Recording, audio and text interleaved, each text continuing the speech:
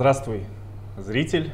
Сегодня мы продолжаем общаться, продолжаем знакомиться, продолжаем знакомить вас с нашими достопримечательностями. А что, можно и так сказать? Мы говорим сегодня с лидером мнений. Он немного певец, немножко шоумен. Он видная фигура. У нас, кстати, не только в Уфе. Не так давно область применения талантов еще была перенесена в Канаду, Северная Америка, что мелочиться какой-нибудь Польшей или Болгарией. Вот, сразу берем крупно мыслит человек. У нас сегодня в гостях Артем Клименко. Привет.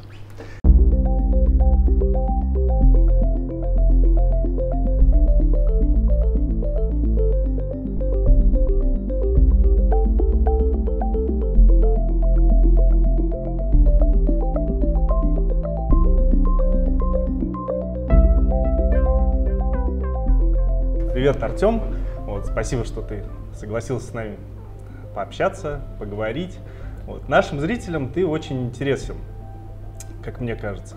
Ну и ты киваешь, ты понимаешь. Ну, тем, кто досмотрел до этого момента, наверное, я интересен до этого момента. Был. Ну, посмотрим. Посмотрим. Артем, во-первых, не знаю, как для тебя, но для нас, для уфимцев, для башкортостанцев, вот, нам хорошо, что ты снова с нами. Вот, не так давно ты приехал, сколько, месяца? 2, да, наверное, назад? Ну, 1,5 месяца. 1,5 месяца назад ты приехал, уж не знаю, в гости или как. Человек мира, он такой, он же не зацикливается на чем-то. Вот, он смотрит широко. Ты человек мира. Ну, конечно, мы все люди мира. Я такой же человек, как все, абсолютно. Мы все люди мира, и ну, кто-то просто кого-то мотает, кто-то вот дома сидит нормально, как бы, да. То есть, ну, от этого мы не становимся менее людьми мира. Тебя мотает? Ну, видишь, как помотал. 3 года жил в другой стране, в другом городе. И новый язык выучил. Никогда не думал, что по-французски буду разговаривать, понимаешь? Это прикольно, это вообще круто. Здорово. Вот, и знаешь, в голове по поводу учиться, новое отношение к этому какое-то. Что пока есть возможность чему-то учиться, надо учиться. И это не то, что учиться, получать образование за деньги. Учиться у тех людей, которых вас могут чему-то научить. Я приехал здесь, допустим, Миша Кумпан. Кофе, все, ну, всегда, как сказать, активный зазыватель и пропагандист, скажем так, да, очень хороший человек. Я думаю, блин, можно же Мишу попросить, чтобы он меня научил, ну, там, он или его ребята научили меня варить, делать кофе. Попросил, Миша говорит, конечно, ему это прикольно. И я сейчас умею делать капучино, даже там что-то пытался сердечки рисовать на них. Вот. Учиться сейчас я, допустим, учусь массажу, потому что встретились люди, которые могут меня этому научить. Вот. И мне говорят, а у тебя есть там, тебе надо получать там медицинское образование. Ну, не надо, надо уметь. Надо уметь и хотеть, и любить это делать. Вот. И если есть возможность учиться, надо учиться, вот и все. Не надо, ну, не думай о том, что ты потом будешь с этим делать, как бы, понимаешь? У меня такая история была у меня 2 высших образования. Я преподаватель русского языка и литературы, филолог, замечательный филфак БГУ. И 2-е высшее образование это практическая психология педуниверситета нашего. Вот, но я хочу сказать, прежде чем я получил диплом психолога, он по большому счету диплом мне ничего не дал. Но те навыки и умения я получил в процессе интереса. И на момент окончания университета, до момента окончания получения диплома психологии, я по большому счету уже был готовым специалистом, как и после того, как я получил этот диплом. Мало что поменялось, то есть университет мне ничего не дал. Поэтому надо учиться, надо брать, надо меняться. Когда оказываешься в какой-то новой среде, ты немножко так высматриваешь. Да. Вот. Потому что у тебя есть какой-то бэкграунд твой, ты его где-то применяешь, где-то не применяешь. Вот. Чему еще захотелось научиться? Может быть, просто у людей, может быть, именно, ну не знаю, от какой-то локации, то, что вот другая страна. Научился тому, что можно быть более мирным по отношению к незнакомым людям. Можно улыбнуться или просто, то же самое, допустим, вы съезжаетесь на дороге, на равноценных дорогах, это может быть поводом для, чувак, прикольно, да? Или может быть, кто я первый, или это, по идее, та же самая ситуация. Вот, научился, что можно переживать более спокойную и более радостную эмоцию в тех ситуациях, когда я раньше или вот здесь со своими друзьями переживали скорее негативную эмоцию. Скорее это чаще включаешь бычку, чем удивление, допустим, или приколоться. То есть жизнь там более спокойная? Более в этом смысле спокойная, да, какая-то. Вот именно в этом смысле. Понятно, что там капитализм и понятно, что есть какие-то, куча людей, у которых корыстные интересы, правила, может быть, более жесткие, но они сами их установили и сами делают их, эти правила, чтобы они соблюдались, там, полиция, чтобы работала. Вот. Но в этой структуре, в которой мы живем, в структуре такого жесткача, здесь, там, урвать, это все везде есть, потребительство. Просто в отношениях, можно же просто быть легче. Вот это такой большой урок. Легче и не париться. Я не знаю, почему паримся. Почему паримся, напрягаемся. Почему от других требуем чего-то, чтобы соответствовали чему-то. Ожидание, ты должен быть таким.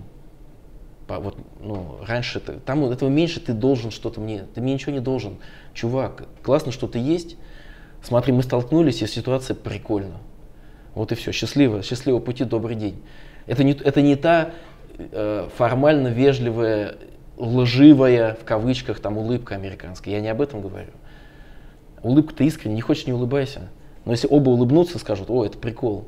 Или скажут: блин, ты че тут мне? Понимаешь, это разное. Зачем выбирать эту эмоцию, когда можно выбрать другую? Не знаю. С чем это связано, как ты думаешь? Потому что вот такие контрасты, они же хорошо заметны, когда резко оказываешься в другой среде. Я думаю, что из-за того, что это как змея, которая сама себя пожирает. Получается, причина, она является и следствием. Люди не разрешают чего-то другим внутренне, быть какими-то. То есть отличаться как-то от привычной картины мира, быть более яркими, быть более свободными по отношению к другим. Вот мы, допустим, это в моей негативной оценке проявляется. Что он там опять сделал? Что он опять? То есть я внутренне не разрешаю ему делать это, да? Вот, потому что, на самом деле, причина, потому что я себе чего-то не разрешаю. Потому что я себя в чем-то не отпускаю. Вот, понимаешь, получается, и будучи таким в чем-то зажатым, не творческим, не проявляющимся, не знаю, в любом виде, в сексуальном, в творческом, в каком-то в любом, то есть ты стесняешься чего-то, да?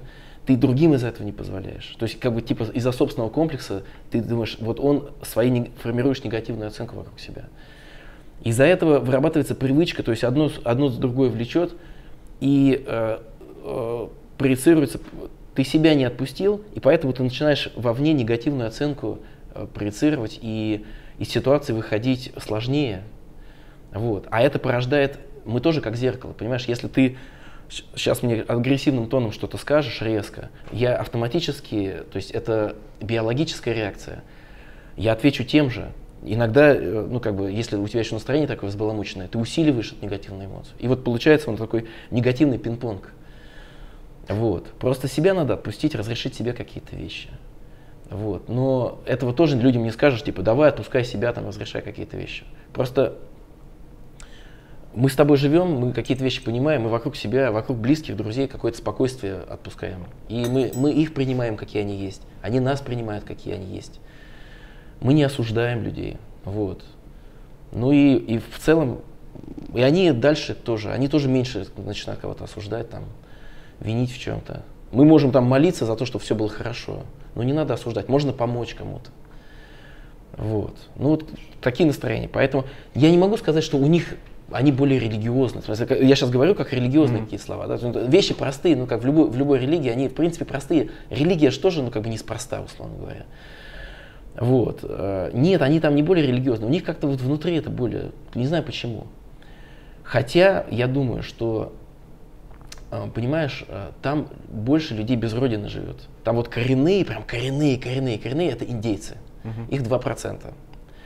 Мы здесь, ну, практически все коренные. То есть тут ли там, то есть корни в Казахстан ли, в Сибирь ли, там, на Украину ли, ну где-то здесь мы все поблизости, наши там дедушки, прапрадедушки, они все отсюда, понимаешь, родом. Или отсюда прямо, вот с этой земли. Вот, и это дает нам какую-то связь здесь более глубокую между нами, как вот в отношениях. Но если мы еще станем при этом более приветливыми друг к другу, будем прощать друг друга, понимать друг друга, мы таким источником станем. И у нас, ну, не будет, меньше насилия станет, меньше убийств, выживать, нация будет более живучая. Это вопрос такой национальный, как быть просто приветливый, принимать, не осуждать друг друга, помогать. Вот. Это, но мы же все равно, то есть, ну как бы, все равно дети, мы сами, ну то есть я уехал сейчас туда, вот я сейчас здесь, я не знаю, уеду я обратно или здесь буду жить, я пока не знаю. Потому что вопрос очень сложный, потому что здесь земля. Я залез на Шихан, на Таратау 2 дня назад, и у меня слезы катились от того, что я на своей земле стою, понимаешь? Там такого чувства нету. Вот, поэтому здесь так или иначе жить, здесь родители, друзья, ты ради них тоже, но просто будь приветливым, не осуждай, принимай. И дальше и у них, и их дети будут, им хорошо всем будет, вот и все. И тут и плодиться, и размножаться начнем. Вот. Так что это второй урок, который вот, ну, как бы, то, что мне там понравилось, скажем так. Какие еще уроки? Уроки такие, что можно ценить то, что есть здесь, и не надо думать, что где-то там сильно лучше. У нас, мы здесь живем, у нас здесь есть много хороших моментов, связанных, которые там вещи остались с советской системой, допустим, да, там медицина, допустим, какая бы она ни была, может быть, с какими-то проявлениями, ну, бедности, там, безразличия, там, коррупции, возможно, да, все равно мы имеем возможности, о которых многие люди в таких странах, как Соединенные Штаты Америки, там, Канада, они даже не мечтают. В Америке платная страховая медицина, если ты бедный, ты не можешь себе ее позволить. Вот здесь, если ты бедный, ты можешь позволить себе медицину. Ну, какая есть, но ты можешь позволить себе медицинскую помощь. Ты можешь вылечить зубы здесь. В Канаде бесплатно ты зубы не вылечишь. Ну, по страховке можно вылечить. Вот. Но если ты работаешь, если платишь страховые взносы и так далее. Вот. Поэтому вопрос в каких-то простых бытовых вещах понимать, что всегда ты имеешь где-то, вот где ты живешь, ты имеешь плюсы какие-то, имеешь какие-то минусы. Вот, это такой второй урок. Ну, первый, то, что надо учиться. Второй, то, что я сказал про приветливость. Третий, что надо ценить то, что есть, понимая, что где-то хуже. И ты то, что имеешь, не самое плохое. Вот. Надо ценить и быть благодарным за это. Мне кажется, что, может быть, мы с самого рождения друг друга получаем и даем друг другу мало любви. Вот именно любовь это для ребенка, любовь это прикосновение. Мы просто мало друг друга трогаем, может, мало обнимаемся. Медленные танцы. Раньше вот когда... Почему... Интересная идея, кстати. Раньше же люди как-то вот, были как-то добрее, наверное, вот в 70-е годы, 80-е годы как-то, да. Сейчас вроде больше индивидуализм входит в людей. Раньше меньше было индивидуализма. Даже вот коммунистическое общество, социалистическое, социум, от социализма слово социум, социо, да. Коммунизм, слово коммуна, то есть когда люди вместе. Идея не то, что там все бесплатно, идея коммунизма, когда все люди как одна семья живут. Вот. И сейчас как-то мы меньше, у нас это здесь, на этой земле, мы чувство общности у нас исторически здесь заложено. Вот. Тебе близки идеи в целом, классические наши, вот советские, социализм, коммунизм? Ну, есть идеи политические, а есть идеи такие глубинные в идее. Глубинные идеи мне близки. Вот. Глубинные идеи мне близки и интересно, я даже сейчас дома провожу эксперимент такой экономический, он как бы такой маленький кусочек коммунизма в Уфе, квартира коммунизма. В отдельно взятой квартире, понимаешь? В шутку мы назвали это Клименко спа-кафе. Ну, так как я занялся массажем сейчас, то есть я учусь, у меня учителя, и мне очень интересна эта тема. И в интернете ребята сказали, ну, типа, готовый типа бизнес Клименко спа. А я всегда, мне нравилась идея кафе, потому что люди собираются в кафе. В кафе часто знакомишься. Вот у Миши Кумпана, допустим, тоже был, опять его вспомнили. Вот. И мы сделали Клименко спа-кафе. И в этом кафе своя особая система взаимоотношений. Ну, ты приходишь в кафе, допустим, в любое кафе, вот мы здесь сидим в ресторане, ты приходишь, тебе дают меню, ты выбираешь блюдо, заказываешь, тебе приносят, ты в конце дают счет, ты платишь. А в Клименко спа-кафе по-другому. Ты приходишь и берешь все, что ты хочешь. И внутренне отдаешь столько, сколько ты считаешь, ну, как бы, во сколько ты оцениваешь как бы, то, что ты взял, как, понимаешь? Можешь ты отдать, это могут быть деньги, это могут быть что-то, что ты принес, понимаешь, в это кафе. Это как бы есть вот антикафе, где ты платишь за время, есть обычные кафе, где ты платишь по прайсу, а Клименко спа-кафе — это новый формат кафе. Это такой маленький, фактически это некие коммунистические отношения, то есть это маленький эксперимент такой. Это интересно, то есть, понимаешь? Сколько уже существует? Ну, недолго, 10 дней пока. Промежуточные итоги не подводил? Ну, как сказать? Плюс 2 телевизора, микроволновка. Нет, здесь вопрос в том, что как бы приобретая, то есть оно все есть, понимаешь? Есть у всех. Если здесь нету, ну, кто-то может принести, если ему здесь хорошо. Может принести телевизор свой и смотреть вместе телевизор, понимаешь? Мы все, как бы, каждый имеет какие-то куски. Нам, в принципе, не нужно больше ничего покупать. Сильно много. Вот. Вообще, в принципе, как бы, не только в кафе. Поэтому, ну, итоги такие, интересный вывод такой, что есть те, кто больше отдает, есть те, кто больше берет. Но это усредняется в итоге? Не знаю пока. Не знаю, пока посмотрим. То есть, ну... Просто у любого эксперимента в любом случае какое-то итого должно быть. Да, обязательно. Вот. Ну, посмотрим. То есть, эта модель отдал-взял, она насколько может быть здесь гармоничной, что для этого надо. Вот. Когда она работает, и тоже, ну, какое-то, не знаю, будет равновесие какое-то внутри, в отношениях будет равновесие, честность какая-то. Не знаю, посмотрим. Возьмем, сделаем коммунизм в отдельно взятой квартире в Уфе. Ты побывал на Шиханах, вот, на наших горах. На одной горе, на одном из Шиханов, на Таратау. Почему именно туда? Почему не на другую гору? Просто так случайно или именно туда ехал? Ну, мы хотели на 2 подняться, на 2 горы в один день. И да, мы случайно повернули к Таратау, но я на самом деле хотел именно на Таратау. Потому что, если я так правильно понимаю, его хотели скопать в первую очередь, да? Вот, и именно он изображен везде на вот, наклейках на машинах «Сохраним для потомков». Вот, и когда к нему подъезжаешь, вообще такое чувство охватывает. Вот ты не был там, да, ты мне говорил? Не был. Был рядом, да. Но не забирался. Не забирался, это обязательно надо сделать, обязательно. Чувство вообще такое, ну я сразу понял, что я сюда приехал. Вот, и ты поднимаешься, там же кругом равнина дальше. Это как египетская пирамида. Ты побывал на вершине египетской пирамиды, понимаешь? Только еще более древняя пирамида. Это там такая энергетика, она и как бы с одной стороны добрая, и с другой стороны это гора. И Таратау переводится как, я не татарин, не башкир, я могу в произношении ошибиться, Тора — это стоять. Стоящая гора — это стояк, понимаешь? Это не буду показывать дальше, понимаешь? И это энергия, это ян, это солнце, лев, понимаешь? И ты находишься там, и при этом это древняя, и она с морем, такая стихия, океан. Все, что там сделано океаном, сделано вот этими кораллами, это живые существа, это жизнь в какой-то там форме, но это жизнь.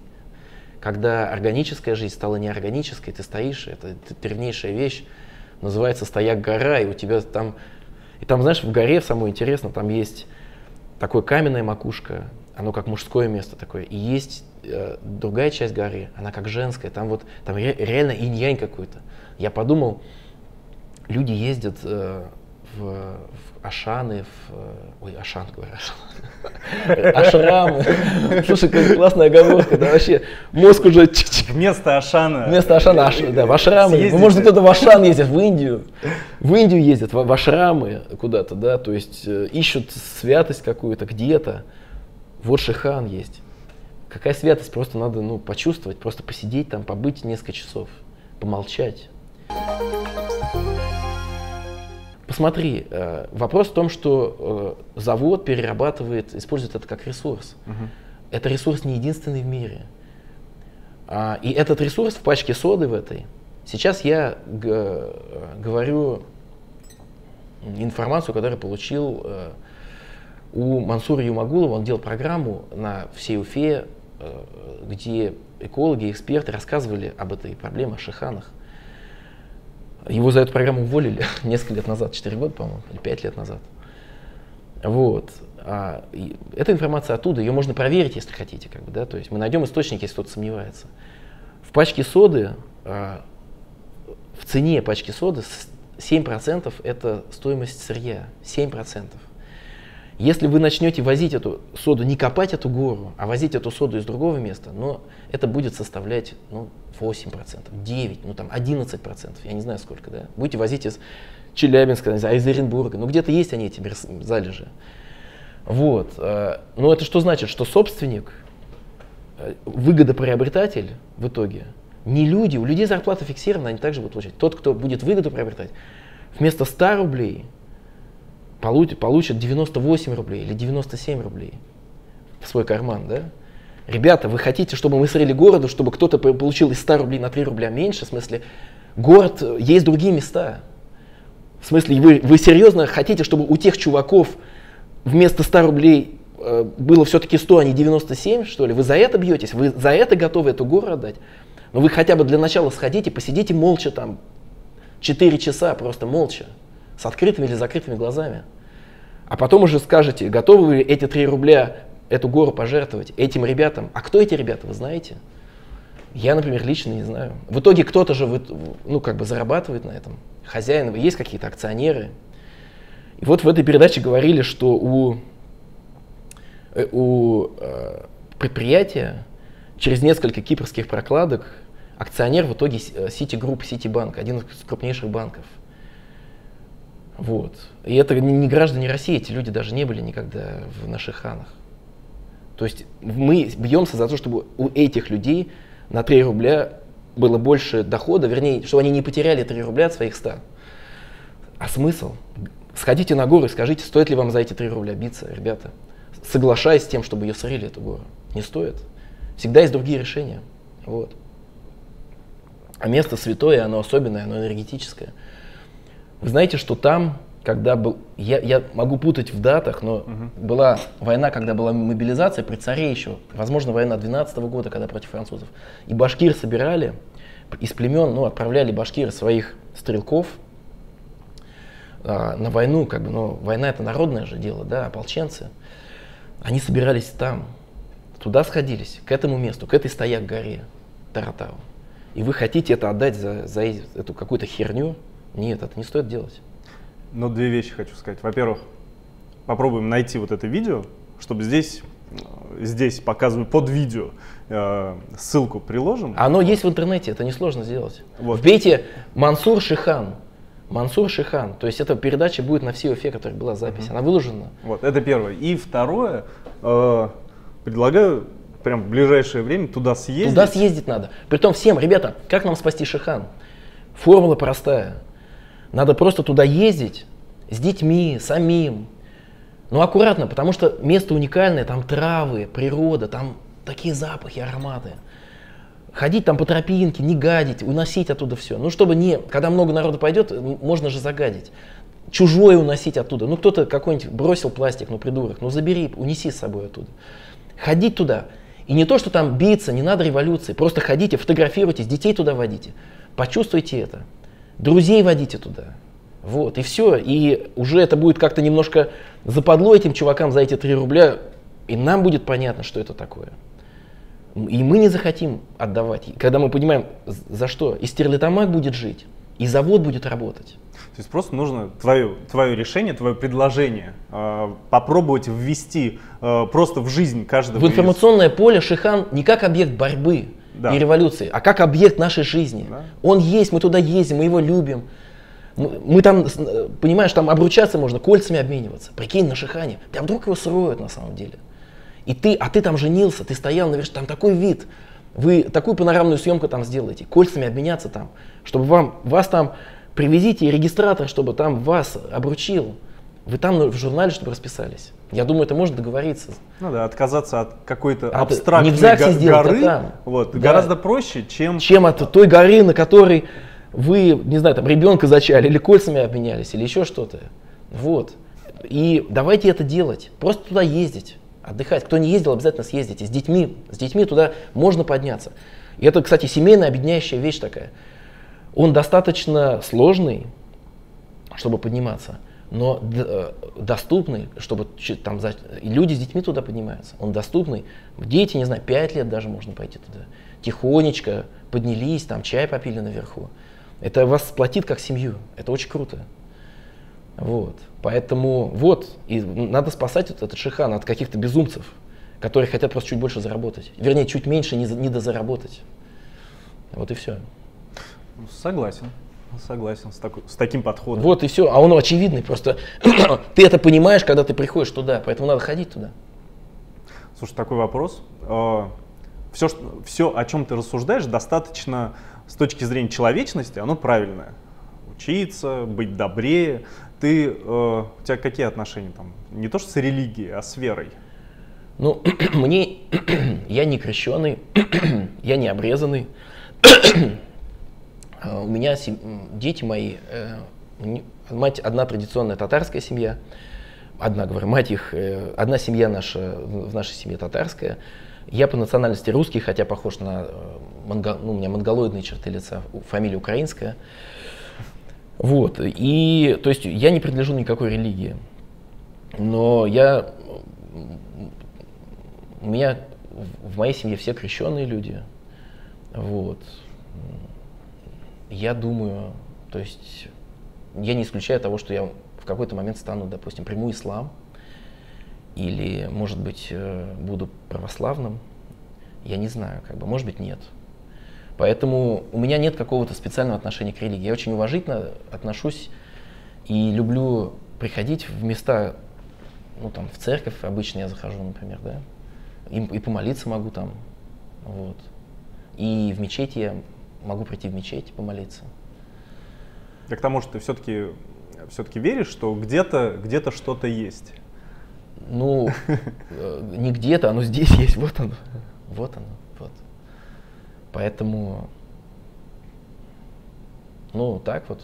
А у нас, кстати, в Башкирии, я тоже писал об этом у себя там в Фейсбуке, у нас в Башкирии, в принципе, особенное место, потому что мы же все, у нас нету религиозных каких-то конфликтов, их, наверное, можно разжечь, но сложно. Когда их никто не разжигает специально, мы вообще внутренне, да, и посмотри, у нас и ислам у нас такой серьезный, то есть ребята с бородами ходят по-настоящему, и халяльные открываются кафе, например, да, то есть это не просто игры какие-то в ислам, там, да, то есть у нас очень нормально, да, настоящее, это не понарошку.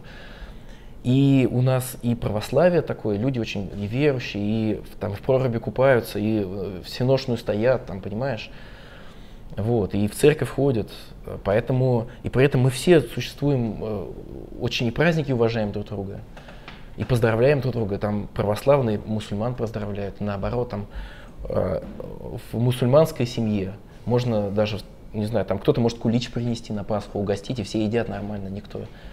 Это вот и есть такое приятие. И каждый все равно своей дорогой идет. В Башкирии в этом, конечно, очень здорово. Вот, поэтому с религией вот такие отношения у меня. Ты, как ни крути, в любом случае имеешь влияние на эту аудиторию, там, хочешь ты этого или не хочешь, просто так сложилось. Да. Вот так вот карты легли. Недавно такой резонансный у тебя в Фейсбуке пост появился про участие в квестовой игре ночью на красный свет, на большой скорости автомобиль летел, нарушая правила дорожного движения и так далее и тому подобное, вот там 165 км в час вот было указано. Это все-таки было что? Это эмоциональное какое-то было? Мы летели со скоростью света? Или это была правда? И считаешь ли ты себя ответственным, то, что кто-то может хорошо к тебе, с хорошим отношением к тебе подумать, блин, раз Артему это прикольно, может это не так уж и плохо? Ну, для меня это был большой урок. Урок в том, что когда когда ты говоришь что-то, люди читают часто не то, что ты хотел сказать, не считывают другую эмоцию. Там восторга нет в посте, если его перечитаешь. Там я как бы описываю то, что происходило со мной, то, что я видел вокруг. Слова адреналин, азарт, да, адреналин и азарт. Вокруг тебя люди с выпученными глазами, с фонариками бегают, это, другими словами не назовешь. Я констатировал факт, и как бы я не выразил к этому факту, я спросил друзей, а в чем вы меня обвиняете? Я спросил, ты меня обвиняешь? Он говорит, да, однозначно. Я говорю, в чем? За рулем я не сидел. Я сидел на заднем сидении. Вот. Я первый раз участвовал в этой игре. И я был в процессе, я не ушел оттуда. Значит, как это происходит? Ты сидишь, ты приезжаешь на станцию, находишь коды, вводишь их в интернете, получаешь следующее задание. Когда ты отгадал задание, ты едешь туда, и водитель едет, ты, допустим, читаешь задание или еще что-то, ты сидишь сзади, смотришь это все, да? Вот, ты говоришь, ты не остановил водителя. Но о скорости 165 он мне сказал уже, когда игра закончилась. Но я понимал, что он едет быстро. Он предупредил, водитель очень хороший, как бы, да. Вот, значит, я понимаю, я сижу, человек берет ответственность на себя. Он не прав, но мы ему сказали, как бы, что он едет быстро, он сам это понимает. Вот. Да, пару раз я видел, как он приехал на красный свет. Сказали, ты его не остановил, как бы, в этом. Ну да, не остановил, я тоже это услышал, как бы, да. То есть для меня это тоже урок, который я прошел, с Сергеем Лайко мне написал. Я в этом смысле мне досадно то, что когда ты говоришь, просто описываешь то, что ты описываешь, не оценивая это негативно, я, скажем так, пожурил, я там сказал, что, ребята, по идее 165 км в час это уже оценка, это уже эпатаж, правильно? И я сказал тоже с легкой иронией, конечно, но эта оценка, эта ирония с негативом была. Ребята, если вы это делаете, вы хотя бы по радио объявляете, чтобы люди прятались. Ребят, вы что, 165 км в час, хотя бы скажите, что это так происходит, если вы такие безбашенные. Вот. Но 165 это цифра, которая появилась уже, я видел 140 максимальную скорость на спидометре. И я не хочу скрывать ничего, я хочу говорить то, что я вижу. Я в этом не участвую, я этого не делаю. Вот. Наверное, надо это останавливать, да, в тот момент, когда ты находишься в этом. Вот. Я это понимаю. Вот. Но в то же время я понимаю, что я уважаю и человека, который берет ответственность. Но, с другой стороны, водитель, который держит руль. С другой стороны, я сам, сидя там, отдал ответственность в его руки за своих детей собственных тоже. Вот. Вопрос интересный, но пусть он станет для всех поводом подумать на самом деле. Потому что, да, просто осудить, окей, вы можете сказать, шоумен, блогер гонял со скоростью 165 км в час, это хвалят. Я не хвалю, во-первых. Во-вторых, я этого не делал. И просто давайте, раз такой резонанс подняли, просто подумаем о том, что происходит. И что после этого, окей, то есть я пережил кучу негатива в связи с своим высказыванием, но я буду продолжать говорить то, что я вижу. Я не буду из-за того, что мы с кем-то друзья или знакомые, и кто-то делает, я буду также говорить, писать об этом в своем Фейсбуке. Пусть даже шишки будут на меня сейчас со всех сторон, и стоя со всех сторон, окей. Я готов, но, ребят, просто пусть вы об этом подумайте, что это в вашем городе несколько лет уже происходит, ребята. И, может быть, не все так делают, конечно, водители, но не только наш водитель, я видел люди, как ездят. Вот. Ну и ночью просто выйдите, как ездят люди быстро. Вот такие дела. Я думаю, в любом случае ты сам согласишься, если мы призовем наше население находиться в любом случае, в любом состоянии в правовом поле, потому что когда человек берет ответственность только на себя, это только его там, проблемы и ответственность. Да. Вот. Но если это может затронуть еще сторонних людей, которые не соглашались участвовать в этом. Да, никто не согласился. Те люди, которых ты встречаешь, не согласны с тем, что ты ездил быстрее по городу 60 км в час. Они не давали тебе свое согласие. Ну вот. Поэтому, друзья, соблюдайте ПДД. Да. Вот, и... Вне всякого сомнения. Вот. Берегите друг друга, берегите. Да. Вот. И берегите мир, который есть. Шиханы берегите. Друзья, вот, с Артемом, я думаю, мы еще увидимся. Не знаю, ну, наверное. Не знаю, вряд ли. Вот, с Артемом мы еще обязательно увидимся, как минимум. Я думаю, все-таки на Шиханы мы съездим. Обязательно. Вот. А как максимум, ну, еще всех зовем на Шиханы. Приезжайте на Таратау, просто сходите погуляйте. Обязательно сходите. Вот. Все. Пока. И снова с удовольствием хочется сказать большое спасибо нашему другу, нашему партнеру, ресторану удовольствий «Фарфор». Находится в самой середине славного города Уфа, на проспекте Октября 128/2 на Горсовете. Легко найти, здесь приятно находиться, а цена вас приятно удивит. Кушайте много и вкусно и платите за это совсем чуточку. Приходите, ждем.